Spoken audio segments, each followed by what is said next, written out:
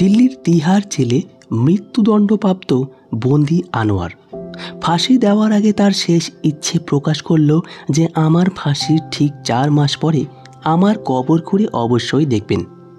4 মাস হলো, তার কবর খোঁড়াও হলো, কিন্তু সেই কবরের ভেতরে যখন সবার চোখ পড়ল তখন সকলের পায়ের নিচ থেকে মাটি বেরিয়ে গেল এবং পুলিশ সহ সবাই অজ্ঞান হয়ে গেল। কেননা আমার চাকরিটা একটু অদ্ভুত ধরনের। হয়তো এমন চাকরি খুব কম মানুষই করে। আমি এমন কাজ করি যেখানে সেই মানুষটার সাথে আমার কোনো ব্যক্তিগত শত্রুতা থাকে না, এমনকি আমি তাকে ভালোভাবে চিনিও না। তবুও আমাকে তার মৃত্যুদণ্ড কার্যকর করতে হয়। কি আর করা, এটাই আমার কাজ। আমি আমার জীবনের এমন একটা বাস্তব ঘটনা আপনাদের সাথে শেয়ার করব যা হয়তো আপনারা আগে কখনো শোনেননি। আমি এই গল্পটা আগে কাউকে বলিনি, কিন্তু এটা আমার মনের মধ্যে একটা বোঝার মতো হয়ে গেছে। আজ যদি আমি এই গল্পটা না বলি হয়তো আমি শান্তিতে মরতেও পারবো না। এখন আমার বয়স 80 বছর হয়ে গেছে আর আমি অবসর নিয়ে নিয়েছি, কিন্তু এই গল্পটা আমি আপনাদের অবশ্যই শোনাবো, কেননা আপনাদেরও এই মানুষটার সম্পর্কে জানা উচিত। আমি এই মানুষটাকে ভালোও বলবো না, আবার তার সম্পর্কে না বলেও থাকতে পারবো না, কেননা এই মানুষটার মধ্যে যে সাহস আর চতুরতা দেখেছি আপনারা হয়তো এমন সাহস আর চতুরতা আগে কখনো দেখেননি বা শোনেননি। তাই আমি এই গল্পের শেষে আপনাদের মতামত জানতে চাইব যে আপনারা এই মানুষটার সম্পর্কে কী ভাবেন। সে যা করেছে তা কি ঠিক করেছে নাকি ভুল? তো চলুন আমি আমার গল্পটা শুরু করি। সকাল 5টা বাজে আর আজ আমাদের একজন আসামিকে ফাঁসির সাজা দিতে হবে। আজ খুব ঠান্ডা পড়েছিল এবং ফাঁসির মঞ্চের ছাদটা ভেঙে গিয়েছিল বলে সেটা মেরামত করা হচ্ছিল। এই বন্দির নাম রবি। সে নিজের কাকাকে খুন করেছিল, তাই তাকে ফাঁসির সাজা দেওয়া হয়, যেটা পূরণ করার সময় এসে গেছে। আমি এই জেলের জেলার। আজ সকালে আমরা তাকে ফাঁসির মঞ্চের দিকেই নিয়ে যাচ্ছিলাম। এমন পরিস্থিতিতে সাধারণত চারিদিকে নীরবতা বিরাজ করে, কেননা বন্দিরা খুব চিন্তিত এবং ভীত হয়ে থাকে। কেউ কেউ ভয় পেয়ে চিৎকার করতে শুরু করে, কিন্তু এই লোকটা একদম চুপচাপ আমাদের সাথে যাচ্ছিল। সে এমনভাবে হাঁটছিল যেন তাকে বলা হয়েছে, আজ তোমাকে নোবেল পুরস্কার দেওয়া হবে, তাই তুমি তোমার পুরস্কার নিয়ে যাও। শুধু তাই নয়, তার মুখে হাসিও ছিল, তার চোখে মুখে ভয়ের কোনো ছাপ ছিল না। মৃত্যু এমন একটা জিনিস যেখানে সাহসী থেকে সাহসী মানুষও ভয় পায়, কিন্তু এই লোকটার মধ্যে ভয়ের কোনো লক্ষণই ছিল না। আমি অবাক হয়ে তার দিকে তাকিয়ে বললাম, তোমার যদি কান্না না পায় তবুও অন্তত এভাবে হেসো না। সেই লোকটা বলল, আপনি যদি আমার হাসির কারণ জানেন তবে আপনিও হতবাক হয়ে যাবেন। এছাড়াও আমি শুনেছি যে ফাঁসির আগে আমার কাছে আমার শেষ ইচ্ছা জিজ্ঞেস করা হবে। সে একজন প্রায় 6.5 ফুট লম্বা চওড়া হাট্টা কাট্টা মানুষ। সে একজন রাজমিস্ত্রি, তাই মানুষের বাড়ি তৈরির কাজ করত। আজকে এত ঠান্ডা ছিল যে আমিও শীতে কাঁপছিলাম, কিন্তু আজ যেহেতু তার জীবনের শেষ দিন তাই আমি তাকে বললাম, হ্যাঁ বলো, তোমার শেষ ইচ্ছেটা কি? সাধারণত মানুষ শেষ ইচ্ছে হিসেবে কোনো খাবার খেতে চায় বা প্রিয়জনের সাথে দেখা করতে চায়, কিন্তু সে কাউকে ডাকার কথা বলল না, যদিও তার পরিবার ছিল। লোকটা একেবারে গ্রামের সাধারণ মানুষের মতো ছিল, যারা সারা জীবন সংসার সামলাতে সামলাতেই জীবন কাটিয়ে দেয়। লোকটা বলল, আমার শেষ ইচ্ছেটা খুব অদ্ভুত, আপনারা কি আমার শেষ ইচ্ছেটা পূরণ করবেন? আমি বললাম, যদি সম্ভব হয় তবে আমরা অবশ্যই পূরণ করব। সে বলল, না, মানে আমার ইচ্ছাটা এমনও নয় যে এটা আপনাকে পূরণ করতেই হবে। আমি বললাম, মানে? সে বলল, আমার শেষ ইচ্ছেটা হলো আমার ফাঁসির ঠিক 4 মাস পরে আপনারা আমার কবরটা খুঁড়ে দেখবেন, সেখানে কি আছে। আমি তার কথা শুনে একটু অবাক হয়ে বললাম, এটা কেমন ইচ্ছে? সে বলল, এটাই আমার শেষ ইচ্ছে। আমার এই ইচ্ছেটা পূরণ করলে আপনি কখনোই আমাকে ভুলতে পারবেন না। সে আরও বলল, ঠিক 4 মাস পর আপনারা আমার কবরটা খুঁড়বেন, আর আমার কবর খোঁড়ার অনুমতি আমি আমার জীবদ্দশাতেই দিয়ে যাচ্ছি। আমার কবরটা আপনারা খুললে বুঝতে পারবেন যে কেন আমি এই ইচ্ছেটা প্রকাশ করেছিলাম। আমি বললাম, ঠিক আছে। এরপরে আমি তার ফাইলে তার শেষ ইচ্ছেটা লিখে রাখলাম, কেননা আমাদের সব কিছু রেকর্ড রাখতে হয়। ফাইলে তার বাড়ির ঠিকানা আর তার সম্পর্কে সমস্ত তথ্যও ছিল। লোকটা এই দুনিয়া থেকে চলে গেল। জেলে ফাঁসির পরে চারিদিকে এমন নিস্তব্ধতা নেমে আসে যেন পুরো দুনিয়াটায় চুপ হয়ে গেছে। এরপরে তার মৃতদেহ তার বাড়িতে পাঠিয়ে দেওয়া হলো, আর আমি আমার কাজে ব্যস্ত হয়ে গেলাম। কিন্তু আজ প্রায় 2 মাস হয়ে গেছে, তবুও সে এখনও সব সময় আমার স্বপ্নে আর চিন্তায় ঘুরপাক খায়, আর আমি তার কথাই ভাবতে থাকি।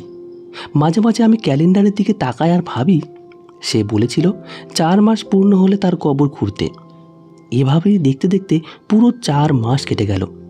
তখন আমি ভাবতে লাগলাম, এটাও তো হতে পারে যে সে ফাঁসির আগে এমনিতেই কিছু উল্টোপাল্টা কথা বলে গেছে।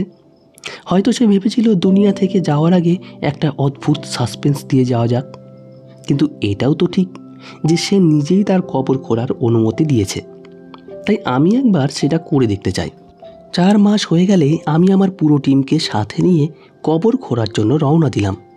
আমি আমার মোবাইলের ক্যামেরাও চালু করে রেখেছিলাম, যাতে আমি রেকর্ড করতে পারি যে তার কবরের ভেতরে কি এমন আছে। সে কি প্রমাণ করতে চেয়েছিল যে সে নির্দোষ? কিন্তু সে তো নিজেই তার অপরাধ স্বীকার করে নিয়েছিল যে সে তার বড় জ্যাঠাকে হত্যা করেছে। সে নিজেই আদালতে দাঁড়িয়ে বলেছিল, আপনারা যা খুশি সাজা দিন, আমার আর কিছু বলার নেই। আমার সঙ্গে যারা এসেছিল আমি তাদের কবর খোঁড়ার ইঙ্গিত দিলাম। কিছুক্ষণ পর সেখানে এক মৌলভী সাহেব এলেন এবং তিনি বললেন, আপনারা এসব কি করছেন? এসব করা খুব বড় পাপ, আর আপনারা এসব কার অনুমতিতে করছেন? আমি তাকে বললাম, এই যে কবরটা খোঁড়া হচ্ছে আর এখানে যে শায়িত আছে, সে নিজেই এর অনুমতি দিয়ে গেছে। আমার কথা শুনে মৌলভী সাহেব অবাক হয়ে বললেন, এ কেমন লোক যে মরার আগে নিজের কবর খুঁড়ে দেওয়ার অনুমতি দিয়ে গেল? আমরা পুলিশের লোক ছিলাম দেখে মৌলভী সাহেব বেশি তর্ক করল না, বরং তিনিও সেখানে দাঁড়িয়ে আমাদের কাজ দেখতে লাগলেন। কাজ শুরু হলো, আর আমি অস্থিরভাবে তাকিয়েছিলাম যে কবরের ভিতরে কী এমন হতে চলেছে। সাধারণত কবর খোঁড়া হলে সেখান থেকে দুর্গন্ধ বেরোয়, কেননা মাত্র 4 মাস হয়েছে। কিন্তু এই কবর থেকে সেরকম কিছুই হলো না। এইটা দেখে মৌলভী সাহেব বললেন, মনে হচ্ছে কোনো নেক বান্দা ছিল, তাই কোনো দুর্গন্ধ বের হচ্ছে না। আমি বললাম, আমার মনে হয় না সে নেক বান্দা ছিল, কেননা সে যদি নেক বান্দা হতো তাহলে তাকে জেলের ভিতরে থাকার সময় নামাজ পড়তে বা কোরআন পড়তে দেখতাম। যখন কোনো বন্দীকে মৃত্যুদণ্ড দেওয়া হয় তখন তারা মুসলমান হলে নামাজ ও কোরআনের প্রতি মনোযোগী হয়ে ওঠে, আর হিন্দু হলে গীতা ভাগবত এবং ভগবানের প্রতি মনোযোগী হয়ে ওঠে, কারণ তারা জানে ঈশ্বরের কাছে তারা কি মুখ নিয়ে যাবে। কিছুক্ষণ পর কবর পুরাপুরি খোঁড়া হলো। এবার কাঠের পাটাতন সরানোর পালা। কাঠের পাটাতন সরানোর পর যে দৃশ্য আমার চোখের সামনে ভেসে উঠল তা দেখে আমাদের সকলের চোখ ছানা বড়া হয়ে গেল, আর আমার পায়ের নিচ থেকে মাটি সরে গেল। এরপর আমি তাড়াতাড়ি করে সেখান থেকে চলে এলাম, কেননা আমাকে এখনই তার বাড়িতে যেতে হবে। তার বাড়ি খুঁজে পেতে আমার একটু অসুবিধা হলো। মহল্লার একটা বাচ্চাকে জিজ্ঞেস করলে সে আমাকে দেখিয়ে দিল যে এটা আনোয়ার মিস্ত্রির বাড়ি। বাড়ির দরজার দিকে তাকিয়ে আমি খুব অবাক হলাম, কেননা বাড়িটা খুব ছোট এবং খারাপ অবস্থায় ছিল। দরজার সামনে একটা ছেঁড়া মাদুর রাখা ছিল, আর দরজায় একটা ছেঁড়া পর্দা ঝুলছিল। দরজাটাও কাঁচা বাঁশের তৈরি, যেটার জায়গায় জায়গায় জোড়া দেওয়া ছিল। আমি দরজায় ধাক্কা দিলে ভেতর থেকে এক বৃদ্ধা মহিলার গলা ভেসে এলো। তিনি বললেন, কে? আমি কি বলবো বুঝতে পারছিলাম না, তাই আমি বললাম, মাঝি আমি। তিনি বললেন, যে হও, ভেতরে এসো বাবা। যখন আমি বাড়ির ভিতরে ঢুকলাম তখন সামনের দৃশ্য দেখে আমি হতবাক হয়ে গেলাম।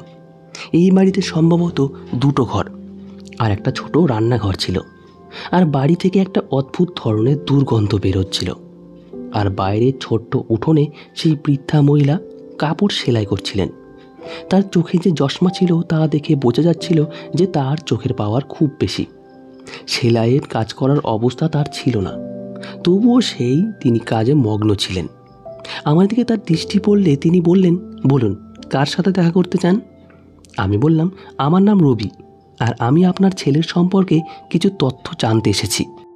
বৃদ্ধা তার ছেলের কথা শুনে নিজের বুকে হাত রাখলেন এবং বললেন, 4 মাস পরে আজ প্রথমবার কেউ তার সম্পর্কে কথা বলতে এসেছে। নতুবা যারা এসেছে সবাই কথা শোনাতেই এসেছে। আমি বললাম, আমি জানি সে আর এই দুনিয়ায় নেই, কিন্তু আমি তার সম্পর্কে কয়েকটা জিনিস জানতে চাই। আপনি কি আমাকে বলবেন? তিনি বললেন, একজন মা তার ছেলের সম্পর্কে বলতে কেন ভয় পাবে? আমার তো ভালো লাগে যখন কেউ তার কথা বলে। না তো সেই দুনিয়ায় আছে আর না তার স্মৃতি। সে সময় আমি সামনে তাকিয়ে দেখলাম একজন মহিলার দরজার আড়াল থেকে চুপ করে আমাকে দেখছে। মহিলার বয়স প্রায় 20-25 বছর হবে এবং সম্ভবত সে বিবাহিত।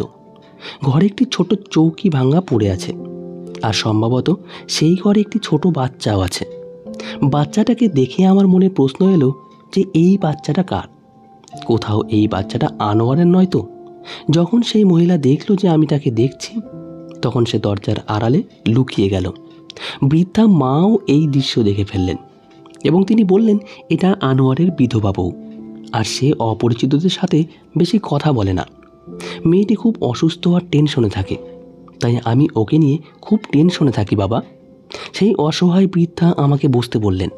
আমি বসলাম এবং তাকে বললাম, মা, আপনি কি আমাকে বলতে পারেন সে কেন খুন করেছিল? তিনি বললেন, হ্যাঁ, এর পেছনেও একটা অনেক বড় গল্প আছে। আমি তাকে বললাম, আমি সেই গল্পটাই শুনতে এসেছি। তিনি বললেন, এটা অনেক বড় গল্প। এরপরে সেই বৃদ্ধা মহিলা আমাকে তার ছেলের গল্প শোনাতে লাগলেন। তিনি বললেন, আমার ছেলে খুব বুদ্ধিমান ছিল আর সে কোনো সাধারণ মানুষ ছিল না। আমি তাকে জিজ্ঞাসা করলাম, মানে? তিনি বললেন, আমরা যেমন সাধারণ মানুষ, আমার ছেলে তেমন ছিল না। ও একটু অন্যরকম ছিল। ও সব কিছু খুব তাড়াতাড়ি আয়ত্ত করে নিত। যখন ও পঞ্চম শ্রেণীতে পড়তো তখন অষ্টম শ্রেণীর পুরো বই ওর মুখস্থ ছিল। তাই ওর ক্লাসের শিক্ষক অষ্টম শ্রেণীর ছাত্রদের সাথে ওর পরীক্ষা নিয়েছিল, আর সেই পরীক্ষায় ও প্রথম হয়েছিল। ওর ক্লাসের শিক্ষক আমাকে ডেকে বলেছিল, ও এভাবে নিজের চেষ্টা চালিয়ে গেলে অনেক উন্নতি করতে পারবে। কিন্তু আমার ছেলে বেশি দূর অবধি লেখাপড়া করেনি। 12 ক্লাস অবধি পড়ে তারপর ছেড়ে দেয়। এরপর সে রাজমিস্ত্রির কাজ শিখতে শুরু করে। তার সব কিছু শেখার খুব আগ্রহ ছিল, তাই সে ছোট জায়গাতেও খুব সুন্দর বাড়ি তৈরি করতে পারত। আমার ছেলে খুব বুদ্ধিমান ছিল। সে একবার যে কাজ দেখতো সেটাই খুব তাড়াতাড়ি শিখে নিত। এমন কোনো কাজ ছিল না যা সে পারত না। কিছু মানুষ থাকে না যারা সাধারণ মানুষের চেয়ে অনেক বেশি বুদ্ধিমান হন? আমার ছেলেও তেমনই ছিল। আমি বুঝতে পারলাম এই বৃদ্ধা মা কি বলতে চাইছেন। তার মানে সে সত্যিই খুব বুদ্ধিমান মানুষ ছিল। তাকে দেখেও বোঝা যেত যে সে বুদ্ধিমান, কেননা সে তেমনই কথা বলতো। এরপরে সেই বুড়িমা বলতে লাগলেন, আমার ছেলে খুব অল্প বয়সেই পরিশ্রম করে আমাদের সবার পেট চালাতে শুরু করেছিল। তারপর আমি তার বিয়ে দিলাম। উপরওয়ালা তাকে অল্প বয়সেই সন্তান দিলেন। আমার ছেলের কাছে সব সময় কিছু কাগজ থাকতো, যার ওপর নকশার মতো কিছু আঁকা থাকতো। সে বলতো, যেদিন এই নকশাগুলো বিক্রি হবে সেদিন আমরা বড়লোক হয়ে যাব। আমি তো বুঝতাম না এগুলো কি ছিল, কিন্তু সে সেই নকশাগুলোকে নিজের জীবনের চেয়েও বেশি যত্ন করত এবং বলতো, আমি শহরে গিয়ে কোনো বড় কোম্পানির কাছে যাব এবং তাদের এগুলো দেখাবো। তারা এগুলো লক্ষ লক্ষ টাকায় কিনে নেবে। আমি একজন সহজ সরল বৃদ্ধা মানুষ ছিলাম। ছেলে টাকা এনে দিত, তা দিয়ে আমাদের সংসার চলতো। আমি এতেই খুশি ছিলাম যে সংসার ভালোভাবে চলছে। কিন্তু তারপর আমাদের এই সংসারে কারো নজর লাগলো। আমার স্বামী তার বড় ভাইয়ের কাছ থেকে কিছু টাকা ঋণ নিয়ে এই বাড়িটা বানিয়েছিল। এখন আমার স্বামী মারা যাওয়ার পরে আমার ভাসুর এখানে এসে আমাদের ভয় দেখাতে লাগলেন। সে এখানে এসে বলতো, টাকা ফেরত দাও, না হলে এই বাড়ি তার নামে লিখে দাও। আমরা গরিব মানুষ, আর আমাদের এই একটাই বাড়ি। আর তোমরা দেখো এই বাড়ি কি থাকার মতো, কিন্তু তবুও আমাদের মাথার উপর একটা ছাদ ছিল। আমরা তার কাছ থেকে যত টাকা নিয়েছিলাম এই জায়গা তার চেয়ে অনেক বেশি দামি। তাই সে চালাকি করছিল আর বলছিল, আমাকে এই বাড়িটা দিয়ে দাও, তোমাদের ঋণ মুকুব হয়ে যাবে। আমার স্বামী ঋণ নিয়েছিল 5 লাখ টাকা, আর এই জায়গায় আজকের দাম প্রায় 20 লাখ টাকা। তোমার কাকা যখন বেঁচে ছিলেন তখন তিনি এই বাড়িটা বানিয়েছিলেন, কিন্তু হঠাৎ অ্যাক্সিডেন্টে তার মৃত্যু হয়ে যায়, তাই আমরা টাকা শোধ করতে পারিনি। প্রথমে ভাসুর নিজেই এসে চিৎকার চেঁচামেচি করতো, তারপর সে আমাদের বাড়িতে লোক পাঠাতে শুরু করলো। তারপরে একদিন তো খুব খারাপ কিছু হয়ে গেল। সেদিন আমার ভাসুর নিজেই বাড়িতে ঢুকে পড়ল। তখন আনোয়ারের বউ একাই বাড়িতে ছিল। ভাসুর বারবার দরজা ধাক্কাতে লাগলো, কিন্তু যখন বৌমা দরজা খুলল না, তখন সে দরজা ভেঙে সোজা ভেতরে ঢুকে গেল। ভাসুরের এসব কাণ্ড দেখে বেচারি খুব ভয় পেয়ে নিজেকে ঘরের মধ্যে আটকে নেয়। কিন্তু আমার ভাসুর দরজা ভেঙে, আমরা যখন ফিরে এলাম তখন দেখলাম ঘরের দরজা ভাঙা। বাড়ির ভেতরে ঢুকলে বৌমা আমাকে সব কথা বলল। আমি তাকে বললাম আনোয়ার আসলে আমরা থানায় যাব কেস করতে। কিন্তু আনোয়ার এসে যখন সমস্ত কথা শুনল, তখন রেগে গিয়ে তার বড় জ্যাঠাকে এই দুনিয়া থেকে উপরে পাঠিয়ে দিল।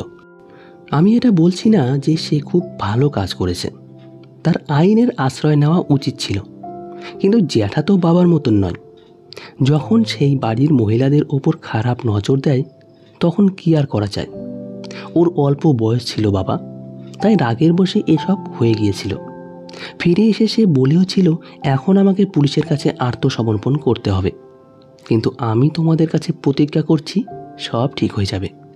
আমি আজও তার এই কথার মানে বুঝতে পারিনি যে যখন সে দুনিয়া থেকে চলেই যাবে তখন সব কিছু ঠিক হবে কিভাবে। কারণ আমরা জানতাম পুলিশ তাকে ধরলে তার ফাঁসির সাজা হবে। কিন্তু চলে যাওয়ার সময় আনোয়ার বারবার বলছিল, তোমরা সাহস হারাবে না, ভয় পাবে না, আমি সব ঠিক করে দেব। সে তো এখন মাটির নিচে চলে গেছে, তাই এখন আমার ছেলে কোথা থেকে আসবে? তার এসব কথা শুনে আমি তাকে বললাম একটা গুরুত্বপূর্ণ ঘটনা ঘটেছে, কিন্তু আমি এখন আপনাকে বলতে পারছি না। তবে আপনার ছেলে খুব বুদ্ধিমান মানুষ ছিল এবং সে যা বলছিল সেটা মিথ্যা ছিল না, নিশ্চয়ই তার কোনো মানে আছে। তারপর আমি তাকে জিজ্ঞেস করলাম যে আপনার ছেলের শেষ ইচ্ছে কী ছিল? আপনি বলেছিলেন না আপনার ছেলের কাছে কিছু নকশা ছিল যেগুলো সে সব সময় নিজের কাছে রাখত। সেই নকশাগুলো কি আমি পেতে পারি? সেই বৃদ্ধ মহিলা আমার দিকে অদ্ভুত দৃষ্টিতে তাকালেন, কারণ এইটাই তার কাছে তার ছেলের শেষ স্মৃতি ছিল। আমি তাকে বললাম আমি একবার দেখেই আপনার জিনিস আপনাদের ফিরিয়ে দেব। আমার কথা শুনে তিনি তার পুত্রবধূকে ইঙ্গিত করলেন এবং কিছুক্ষণ পরে সে সেই নকশাগুলো নিয়ে এলো। আমি সেগুলো দেখলাম। সেটা একটা মোটা খাতা, যার ভেতরে অনেকগুলো বড় বড় কাগজ রাখা ছিল। আমি তাদের বললাম আমি কিছুক্ষণ পরে আপনাদের এই জিনিসগুলো ফিরিয়ে দিয়ে যাব, আর আপনার ছেলে আপনাকে যা বলেছিল আমিও আপনাদের সেটাই বলতে চাই। আপনাদের চিন্তিত হওয়ার কোনো দরকার নেই। তারপর আমি আবার সেই কবরের দিকে রওনা দিলাম এবং সেখানে যে শ্রমিকরা দাঁড়িয়েছিল তাদের আবার কাজ করতে বললাম। আমি তাদের দিকে ইঙ্গিত করলাম এবং বললাম এই কবরের আশপাশটা খোঁড়ো। আমার কথা শুনে তারা হতবাক হয়ে আমার দিকে তাকিয়ে রইল। এরপরে আমার সাথে থাকা কনস্টেবলকে বললাম এই কবরস্থানে যে সব সময় কবর খোঁড়ার কাজ করে তাকে ডেকে আনো। যখন সেই কবর খোঁড়ার লোকটাকে ডেকে আনা হলো, তখন তার মুখ দেখেই মনে হচ্ছিল যে সে যেন অনেক বড় অপরাধ করেছে। আমি তাকে বললাম তুমি কি আনোয়ারকে চিনতে? প্রথমে সে ভয় পাচ্ছিল, কিন্তু তারপর বলল হ্যাঁ চিনি, সে আমার খুব কাছের বন্ধু, আমরা একে অপরের সুখ দুঃখের সঙ্গী ছিলাম। আমি বললাম তাহলে তুমি এসব করেছো? সে বলল আমি কিছু করিনি, যা করেছে সে নিজেই করেছে, আমি তো শুধু তাকে সাহায্য করেছি। আমি তাকে বললাম তুমি কি জানো এইসবে সাহায্য করার অপরাধে আমি তোমাকে গ্রেপ্তার করতে পারি? সে বলল না স্যার, আমি জানি আপনি আমার কিছুই করতে পারবেন না। তার কথা শুনে আমি চুপ হয়ে গেলাম, কারণ সে ঠিক কথাই বলেছিল। আসল ঘটনাটা হলো যখন আনোয়ারের কবর খোঁড়া হয়েছিল তখন কবরের পাশ দিয়ে একটা গর্ত করা হয়েছিল, যেটা বাইরে থেকে বোঝা যেত না। তাই সে কবরের ভেতর থেকে কোনো দুর্গন্ধ বের হয়নি, আর আমরা কোনো অদ্ভুত দৃশ্যও দেখতে পাইনি, কারণ আনোয়ার তার কবরের ভেতরে ছিলই না। সে খুব ভালো রাজমিস্ত্রি ছিল, মানুষের বাড়ি তৈরি করত। সে ছোট জায়গাতেও খুব সুন্দর নকশায় বাড়ি তৈরি করতে পারত, যা দেখে মানুষ অবাক হয়ে যেত। ছোট জায়গায় এত সুন্দর এত নিখুঁতভাবে বাড়ি তৈরি করত যে একটুও জায়গা নষ্ট করতো না। এই ছিল তার প্রতিভা, আর সে সেটাই করেছিল। সে তার কবরের ভেতর থেকে একটা রাস্তা তৈরি করেছিল, আর সেই রাস্তা অন্য দিক দিয়ে বের করেছিল। অর্থাৎ যখন আমরা তাকে কবরে রেখেছিলাম তখন সে কবরের ভেতরের সুড়ঙ্গের মতো রাস্তা দিয়ে পালিয়ে গিয়েছিল। কিন্তু প্রশ্নটা হলো, যখন আমরা তাকে ফাঁসি দিয়েছিলাম তখন সে বাঁচল কী করে? এটা কি করে সম্ভব? আমি তার কবর খোঁড়ার লোকটাকে বললাম, সে এখন কোথায় আছে? লোকটা বলল, আমি বলবো না। আমি বললাম, আমি তোমাকে কথা দিচ্ছি তার কিছুই হবে না, আমরা তাকে আর ফাঁসি দেব না, কিন্তু তুমি আমাকে বলো সে কোথায় আছে। সে বলল, এখান থেকে দূরে ফিরোজপুর নামে একটা গ্রামে সে আছে। আমি একাই সেই গ্রামের দিকে রওনা দিলাম এবং সেখানে পৌঁছে সামনে যে দৃশ্য দেখলাম তাতে আমি হতবাক হয়ে গেলাম, কারণ আমার সামনে আনোয়ার দাঁড়িয়ে। এটা কি করে সম্ভব? আমরা তো তাকে ফাঁসি দিয়েছিলাম, তার লাশ তুলে তার বাড়ির লোকেদের কাছে পাঠিয়েছিলাম, তাহলে সে বাঁচল কী করে? আমাকে দেখে সে হাসি মুখে বলল, জেলার সাহেব আসুন। তার পোশাক আর অবস্থা দেখে মনে হচ্ছিল সে কোনো পরিশ্রমের কাজ করছে। আমি সামনে তাকিয়ে দেখলাম সে একটা ছোট্ট বাড়ি তৈরি করছে। আমি সেই বাড়ির ভিতরে ঢুকলাম এবং ভেতরে ঢুকে আমি অবাক হয়ে গেলাম, কেননা এটা বাড়ি নয়, যেন কোনো প্রাসাদ। সে আমাকে দুধ চা এনে দিল এবং বলল, সাহেব খেয়ে নিন, ভয় পাবেন না সাহেব, আমি আপনাকে মারব না। আমি হতবাক চোখে তার দিকে তাকিয়ে বললাম, এসব কিভাবে হলো? সে বলল, সেদিন খুব ঠান্ডা আর কুয়াশা ছিল, আর আপনি তো জানেন আমি লম্বা চওড়া মানুষ, তাই পা দিয়ে কাঠের পাটাতনে হালকা ব্যালেন্স রেখেছিলাম, তাই ভাগ্যক্রমে আমি বেঁচে যাই। আর একটু অভিনয় করছিলাম। এখন আপনি তো জানেন আপনারা আর আমাকে আইনের আওতায় এনে শাস্তি দিতে পারবেন না। আমি হতবাক হয়ে তার দিকে তাকালাম এবং বললাম, তুমি এটাও জানো? সে বলল, হ্যাঁ, কারণ ভারতের আইন অনুযায়ী যদি আপনারা কোনো অপরাধীকে ফাঁসির সাজা দেন আর ফাঁসির সময় যদি তার দড়ি ছিঁড়ে যায় বা ফাঁসি দেওয়ার পরেও সে বেঁচে যায়, তাহলে আপনারা তাকে আর আইনের আওতায় আনতে পারবেন না, আপনাদের তাকে সসম্মানে ছেড়ে দিতে হবে। তাই এখন আপনারা আমার কিছুই করতে পারবেন না। সে বলল, আমি সারা দুনিয়ার জন্য মরে গেছি, কিন্তু আমি এখনও বেঁচে আছি আর বাড়িও বানাচ্ছি। এটা কমপ্লিট হয়ে গেলে আমি আমার পরিবার এখানে নিয়ে আসব। আমি এখানে কাউকেই আমার নাম বলিনি, আর চেহারাও একটু বদলে নিয়েছি, আর মুখে লম্বা দাড়ি ছিল। সে আরও বলল, দেশের আইন এখন আমার কিছুই করতে পারবে না। আমি বললাম, তোমার কথা তো একদম ঠিক, কিন্তু আমি অবাক হচ্ছি যে তুমি আমাকে এসব কেন বললে? তুমি তো চুপচাপ চলেও যেতে পারতে আর এখানে আরামসে জীবন কাটাতে পারতে। সে বলল, আমি যদি আপনাকে এসব না বলতাম তাহলে আপনি কি করে বুঝতেন যে আমি কি জিনিস? এই কথা বলে সে হাসতে লাগলো। আমার মুখেও হাসি ফুটে উঠল। আর আমি বললাম, তুমি সত্যিই অসাধারণ, তোমার জন্য আমার কাছে একটা কাজ আছে। আমার জামাইবাবু খুব বড় কোম্পানির মালিক, আমি তার সাথে কথা বলে তোমাকে কাজে লাগিয়ে দেব। সেখানে তুমি তোমার অসাধারণ দক্ষতা কাজে লাগিও। আজ অনেক বছর হয়ে গেল, সে এখন আমার জামাইবাবুর কোম্পানিতে কাজ করে, আর স্ত্রী সন্তানদেরও সেখানে নিয়ে গেছে। তো বন্ধুরা, এই গল্পটাই আমার জীবনের সবচেয়ে অদ্ভুত ঘটনা ছিল।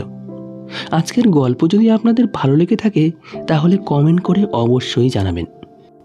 আর হ্যাঁ, এরকম আরও গল্প পেতে আমাদের চ্যানেলটিকে সাবস্ক্রাইব করে রাখবেন। ধন্যবাদ সকলকে। ভালো থাকবেন, সুস্থ থাকবেন।